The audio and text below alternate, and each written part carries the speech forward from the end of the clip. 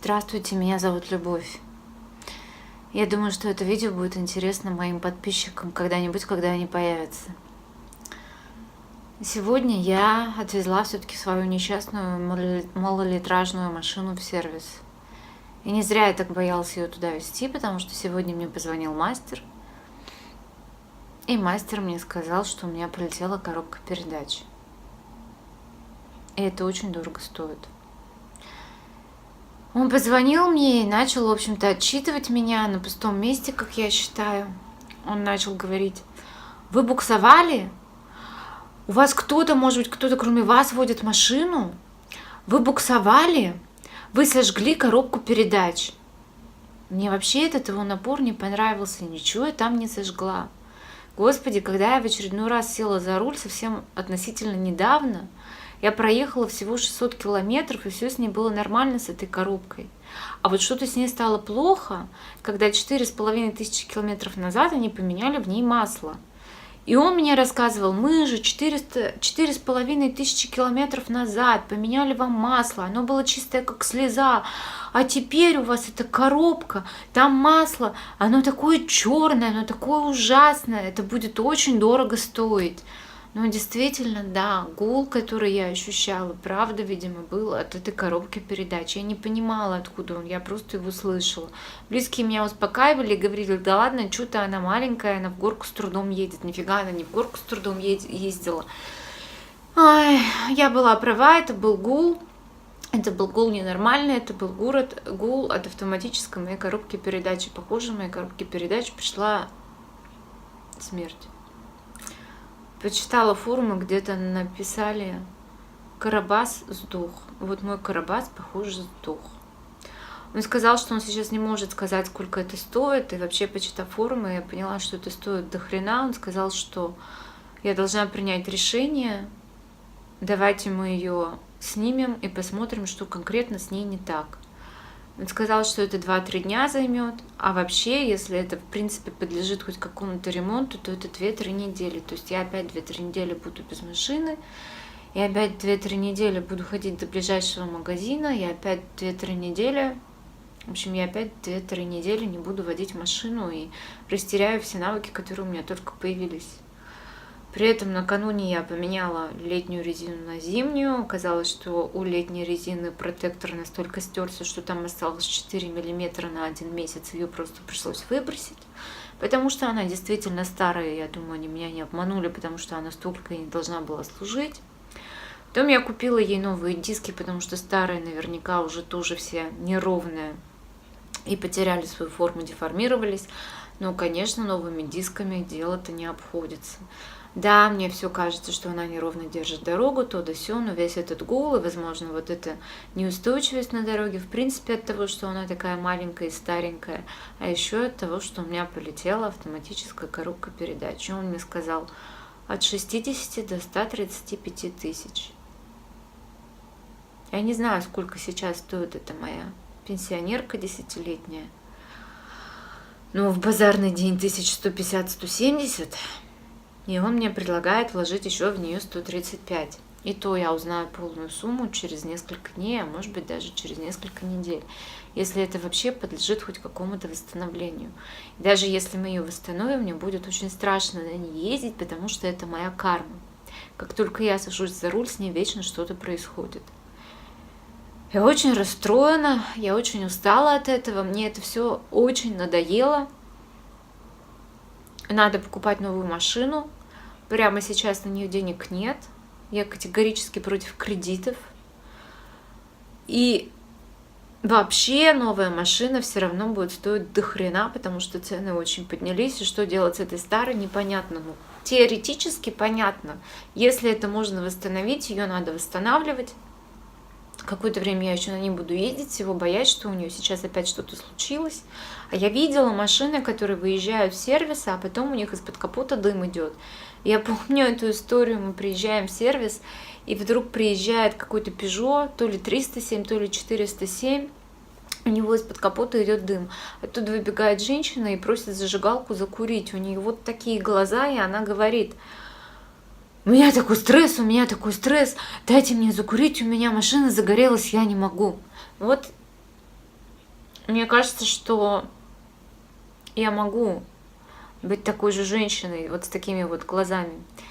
Мастер мне сказал, что ездить на этой машине нельзя сейчас с такой коробкой, что она может заклинить, и она вообще никуда не поедет. Да, он прав, это так и происходит. И этот гул, это как раз первый признак.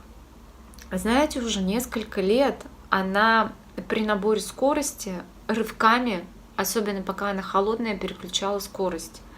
И это было еще до того, как они поменяли масло. И вот когда он начал меня виноватить, когда он начал выяснять, а вы точно, вы эту машину водите, а может быть кто-то это делает, пока вы спите?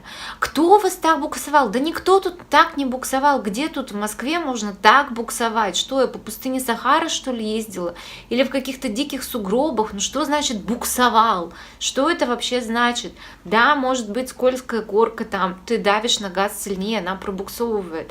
Но это, во-первых, было очень давно, и это было еще до или сразу после замены масла. То есть она еще после этого не только 650 километров проехала, она еще несколько тысяч проехала, и все было в порядке. Что произошло-то? Может быть, это масло они какое-то не то туда залили? Но в итоге что? Ну, если он продолжит вот эту вот историю, кто буксовал, вы виноваты, я ему скажу, я не знаю, что вы за масло туда залили. Я не могу это проверить, но и вы не можете проверить, буксовал там кто-то или нет. Вы говорите, что ваше масло хорошее, я говорю, что никто не буксовал. Что делать дальше? Ну, скорее всего, он мне скажет, дальше надо платить 135 тысяч на ваш страх и риск. Интересно, а можно что-то сделать с машиной, когда она вот такая, не на ходу? Ее можно продать хоть за сколько-то? Сколько она вообще такая сейчас стоит? Я не знаю. Абсолютно чувствую себя беспомощной. Знаете, я вам скажу рецепт, что делать, чтобы этого с вами никогда не произошло. Вы купите деньги, или вам их дарят, или вы такой смелый, что вы берете в нестабильной экономической ситуации кредит и покупаете новую машину. Причем такую, которую вы можете обслуживать. И она должна быть на гарантии, она должна быть новая из салона. Вы ездите на ней 2-3 года, когда у вас гарантия кончается. Через 3 года она кончается, через 150 тысяч, а у кого-то через 15 гарантия кончается. Что вы делаете тогда? Вы берете эту машину, продаете, пока с ней все в порядке. У вас есть вырученные деньги, вы копите еще, и вы покупаете новую машину из салона. Потому что, скорее всего, вы вообще не такой везунчик, как я. Вы нормальный человек. И если вы нормальный человек, то тогда эта новая машина из салона будет требовать только замены фильтров и тормозных колодок иногда. Все. И замены масла. И больше она не будет требовать ничего, потому что она новая и нормальная. У нее нормальная колесная база, она устойчивая, и вообще она у вас будет нормальная машина. И никакого геморроя вы с ней не будете знать. Вот так. Пожалейте меня, пожалуйста, мне очень печально и грустно. И вот он мне позвонит через несколько дней, и я охренею. И дай боже, чтобы он мне сказал, что это стоит 80 тысяч. Мне очень жалко тратить такие деньги на такую старую машину, но все равно что-то надо с ней делать. Кто-то ее купит и увезет на эвакуаторе, и сам будет коробку перебирать. Читала я про эти коробки. Фигня какая-то на постном масле. Новую не найдешь, потому что модель старая и вообще какая-то не очень популярная. А перебирать старую коробку, вопрос большой, есть ли мне там что перебирать, осталось ли там хоть что-то живое. Но если она ездит, видимо, что-то осталось, но вообще не факт, что как бы надолго, да? Как говорят в таких случаях, спасибо, что взял деньгами? Ну, спасибо. Ну, вообще, да, на самом деле, спасибо, что взял деньгами, и спасибо, что она у меня не заглохла, когда я куда-нибудь на ней в очередной раз поехала, и не осталось бы прыгать бедная, несчастная, маленькая в поисках эвакуатора с неработающим телефоном и с отсутствием денег, чтобы за этот эвакуатор, например, заплатить. Да нет выхода никакого. Я просто очень устала. Я просто очень устала с этой историей поломок автомобиля. Я так и знала, что что-то будет. И когда он сегодня начал на меня орать и возмущаться, я вообще не поняла, а что он себе такое позволяет. Вот что он себе такое позволяет? Вот зачем он это делал? Зачем он меня еще и без того расстраивал? Чтобы я не охренела, когда он мне сумму назовет? Ваня, ну зачем ты пришел, если ты вырываешься? Иди отсюда. Мне очень печально, что у меня полетела эта коробка. Все, что я прочитала про коробки в таких машинах, это все давай, до свидания.